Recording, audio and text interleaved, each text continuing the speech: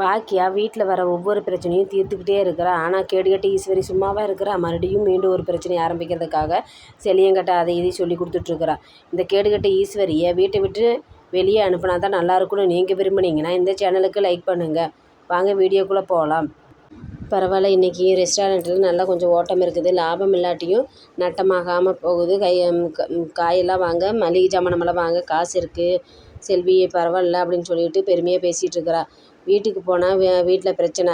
அமிர்தா சமைக்க இருந்தாலும் ஈஸ்வரி சமைக்க விடமாட்டான்ட்டு உட்காந்துருக்குறா. அப்புறம் அப்படி மீறி சமைச்சாலும் எழிலுக்கு வந்து என் பொண்டாட்டியே வேலை செய்யணுமா, நல்லா வீட்டில் கொஞ்சம் பிரச்சனையாக போக அந்த பிரச்சனையை தீர்க்கறதுக்காக பாக்கியா வந்து வீட்டில் சமைக்கிறதுக்காகவும் குழந்தைகளை பார்த்துக்கிறதுக்காகவும் ஆள் போடுறான்.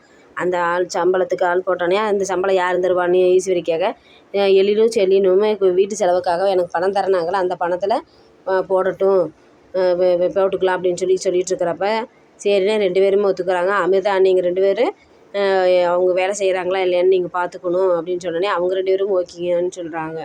கோபி இருந்துக்கிட்டு நானாச்சிக்கு கொஞ்சம் பணம் தரட்டுமா, அவங்க அந்த வேலைக்கு வச்ச ஆளுக்கு நான் சம்பளம் நான் தரேன் அப்படின்னோடனே, இல்லை நீங்கள் வந்து வீட்டுக்கு வந்துட்டு போகிற கெஸ்ட்டாக இருக்கிறீங்க, உங்கள்கிட்ட நான் பணம் வாங்குறது தப்பு, அவங்க 2 பேரையும் கொடுத்துக்குவாங்க, ஒன்றும் பிரச்சனை இல்லை அப்படின்னு சொன்னோன்னே, என் அத்தை இப்போ உங்களுக்கு ஓகேவா அப்படின்னு சொன்னோன்னே, வீட்டுக்கு வர மறுபடியும் திரும்ப அவன் என்ன பிரச்சனை பண்ணுறான்னு பார்க்கலாம். ஏன் நீ அந்த ரெஸ்டாரண்ட்டு பொட்டி கடையை மூடி விட்டு வந்து இங்கே வீட்டில் குழந்தைகளை பார்த்துக்கிட்டே இருக்க முடியாதா அப்படின்னு சொல்லிட்டு பாக்கியாவை ஈஸ்வரி கேட்குறா. நீங்கள் எத்தனை தான் சொன்னாலும் நான் வந்து ரெஸ்டாரண்ட்டை மூடுற மாதிரி இல்லை, எனக்கு தேவையில்லாமல் டென்ஷன் ஏற்றாதீங்க, இந்த பிரச்சனையோட முடிச்சுட்டு வேலையை பாருங்கள், எனக்கு ரெஸ்டாரண்ட்டுக்கு போகிறதுக்கு நேரம் ஆயிடுச்சுன்னு சொல்லி பாக்கியா கிளம்பிடுறான். ரெஸ்டாரண்ட்டில் ஆட்கள் நிறைய வர சமைச்ச இது எல்லாமே சீக்கிரம் தீர்ந்து போச்சு. இருந்தாலும் அந்த குடிகார கவுன்சிலர் வந்துட்டு என்ன இருக்குதுன்னு கேட்கணும். ஒன்றுமே இல்லை, இப்போ சப்பாத்தி மட்டும்தான் இருக்குது அப்படின்னு சொன்னோன்னே, எல்லாமே என்னமோ இன்றைக்கி பொறுமையாக இருந்து எனக்கு எதுவுமே வேண்டாம், எங்களுக்கு முட்டையும் ஆம்லேட்டும் முட்டையில் ஆம்லேட் மட்டும் போட்டு கொடுத்து இது பண்ணுங்கள், நாங்கள் இருக்கிற சப்பாத்தியவே சாப்பிட்டுட்டு போகிறோம் அப்படின்னு சொன்னோன்னே, சரின்ட்டு எல்லாம் சாப்பிட்டு முடித்தோன்னே 420 வருதுன்னு சொன்னோன்னே 200 மட்டும் கொடுத்துட்டு போகிறாங்க, மீதி காசு நாளைக்கு தரேன் அப்படின்ட்டு போயிடுறா.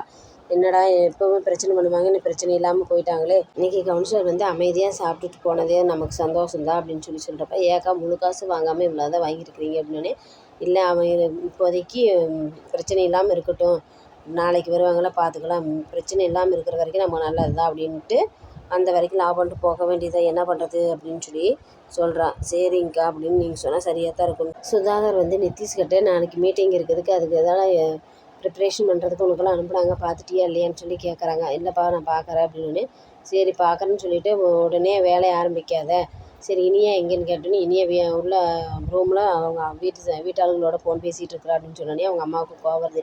எப்போ பார்த்தாலும் அவங்க வீட்டு ஆளுகிட்டயே பேசிகிட்டு இருக்கிறாங்க, நம்மகிட்ட வந்து பேசலாமில்ல அப்படின்னு சொன்னானே, வருவா எப்போ பார்த்தாலும் இவங்க இதில் போனீங்களா ஹனிமூன் போனப்போமா அப்படி தான் ஃபோன் பேசிகிட்டு இருந்தாளா அப்படின்னு நிதிஷை கேட்க, ஆமான்னு சொன்னானே, இவன் வீட்டை மறக்கவே மாட்டாளாட்டுருக்குது அப்படின்னு சொல்லிட்டு இருக்கிறப்ப சுதாகர் இருந்துட்டு ஹோட்டல் பிரச்சனையை பற்றி ஏதாச்சும் மறுபடியும் திரும்ப கேட்டாள் அப்படின்னு, எதுவும் பேசலப்பா அப்படின்னு. இனியா வந்தானே, எல்லோரும் வா இனியா அப்படின்னு சொல்லிட்டு, ஏன் ஃபோன் பேசிட்டியா, அப்பா கூப்பிட்டாங்க, அப்பாட்ட அங்கிள் உங்கள்கிட்ட ஒன்று கேட்கலாமா அப்படின்னு, என்ன இனியா சொல்லு அப்படின்னு. இப்போ அந்த ரெஸ்டாரண்ட் அம்மாட்டிருந்து வாங்கினீங்களா, அந்த ரெஸ்டாரண்ட் என்ன நிலைமையில் இருக்குது அப்படின்னு சொன்னோன்னே, இன்னும் வேலையை நடந்துகிட்ருக்கு, இன்னும் கொஞ்சம் வேலை முடிக்க வேண்டியது இருக்குது, முடித்தோடனே ரெஸ்டாரண்ட் ஓப்பன் பண்ணிக்கலாம் அப்படின்னோடனே, யார் அதை பார்த்துக்கிறதுன்னு, நம்மகிட்ட வேலை செய்கிற ஆட்கள் யாரோ ஒருத்தர் தான் நிர்வாகம் பண்ண கொடுக்கணும் அப்படின்னு சொன்னோன்னே, உங்களுக்கு ஆட்சா பண்ணையில் நான் பார்த்துக்கிட்டோம் அப்படின்னு சொல்லி கேட்குறா இனியா. அதுக்கு நிதிஷ் இருந்துட்டு, உனக்கு அதில் முன் அனுபவம் இருக்கான்னு கேட்குறான். இல்லை அனுபவம் எல்லாம் இல்லை, நான் கற்றுக்கிறேன் அப்படின்னு சொன்னோன்னே சுதாகருக்கு ஒரே டவுட்டாக இருக்குது. என்னடா இப்படி திடீர்னு கேட்குறாளேன்ட்டு, ஏன் உனக்கு யார் சொல்லி கொடுத்தா நீ இந்த மாதிரி கேட்குற அப்படின்னு சொன்னோன்னே, உங்கள் அம்மாவுக்கு இது ரெஸ்டாரண்ட்டு நடத்த சொன்னாங்களா அப்படின்னோடனே, எதுவுமே இல்லை நானாக தான் கேட்குறேன் அப்படின்னு சொல்லி இனியே சொல்கிறான். இந்த கேடுகட்ட ஈஸ்வரி நல்லா இருக்கிற குடும்பத்தை பிரிக்க பார்க்குற ஈஸ்வரி, செலியன் வந்து ஈஸ்வரி சொல்கிறதெல்லாம் அப்படியே கேட்டுக்குவான். ஆனால் எழில் கேட்க மாட்டான்ட்டு எழிலுக்கு எதுவுமே சொல்லித்தர மாட்டேங்கிறேன்.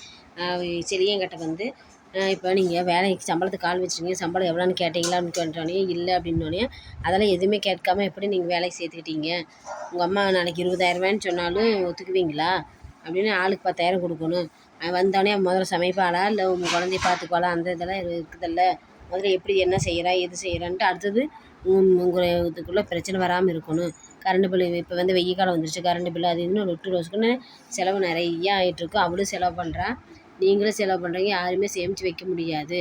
அதனால் உங்கள் அம்மா வீட்டில் இருந்தாலும் எல்லாமே செலவுகள்லாம் மிச்சமாகும் அப்படின்னு சொல்லி செலினுக்கு தூண்டி கொடுத்துட்ருக்கா. நீ இப்போ நல்லா அவன் வந்து எழில் வந்து நான் என் சொன்னாலும் கேட்க மாட்டான். அவங்க அம்மா பிள்ளை, அது அவங்க அம்மாவுக்கு சப்போர்ட்டு தான் பண்ணுவான்.